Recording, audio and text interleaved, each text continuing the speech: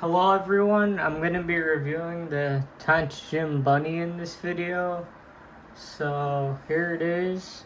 Let's take a quick look at the frequency response graph. This is how it looks like. So mid bass is emphasized just as much as the sub bass based off of this graph. And then instead of peaking at 3K in the upper mid range, it peaks at about 2.5K right here. And then a few treble peaks, and then it drops off. That's basically the frequency response.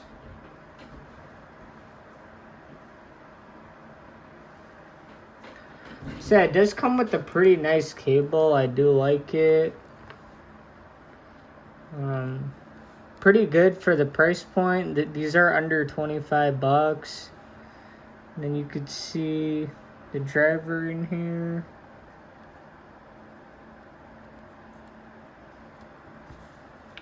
So build, cable, and fit, pretty standard for this price point. The cable is actually decent. The fit is decent.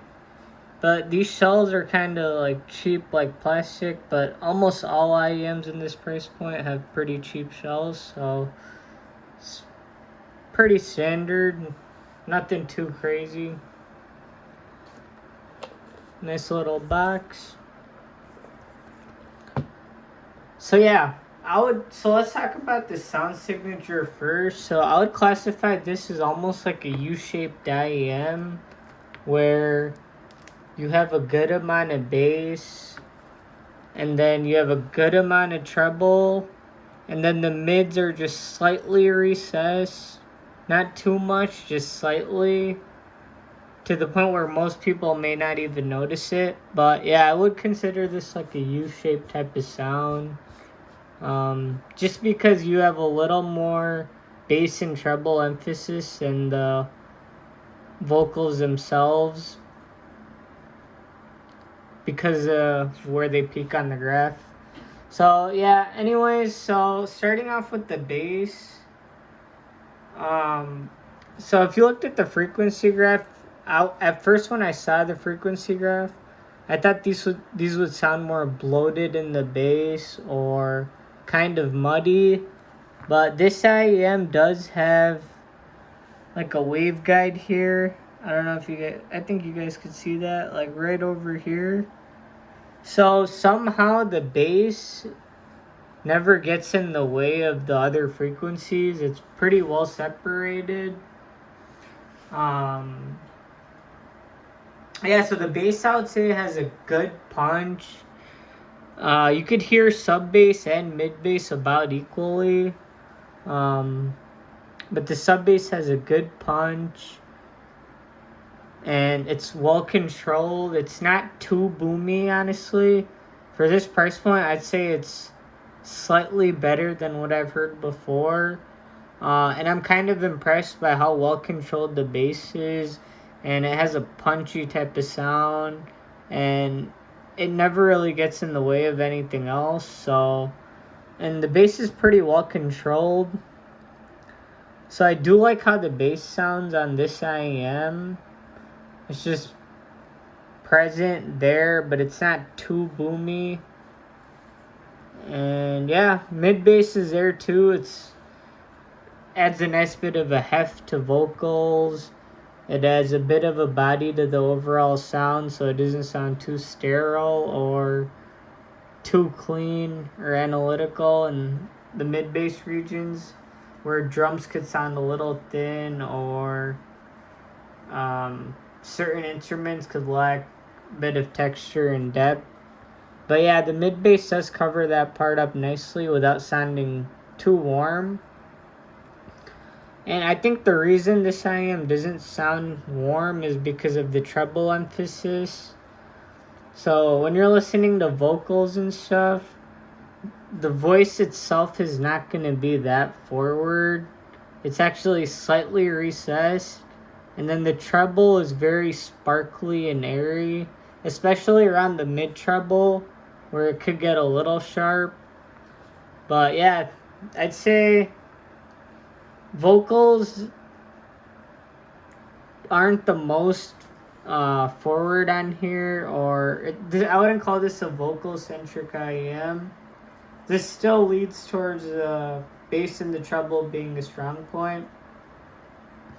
So the treble itself, I would say, is not that airy, like above 10 to 12K. It's still there, but the main emphasis is around the mid treble, where a lot of the voices are and stuff. So sometimes voices could come across as a little sharp because of that mid treble being more pronounced in the vocals themselves. But other than that, this IEM sounds pretty good, aside from that slight bit of a treble peak, and then a slight bit of a thinness in the mid-range where the vocals are. But yeah, no, when I'm listening to a lot of singers, like female or male, they come across as very clarity oriented on this IEM. So I would say this is a very energetic IEM.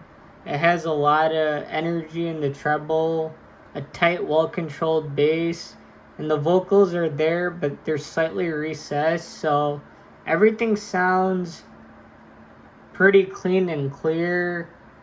Instruments sound pretty snappy, airy, have that sharp incisiveness. Detail and layering is about average on this set. And as that is with all cheaper IEMs from my experience at least. But the tonality is good. The bass is good. And this could work for most genres, but I could see this getting fatiguing for a lot of more non-compressed music with sharper treble. It's not going to sound the smoothest on certain instruments or certain voices. It could sound a little bit splashy and a little bit too exaggerated in the mid-treble regions. And then the air above 10 to 12K is there, but it's slightly muted. But it's not too bad.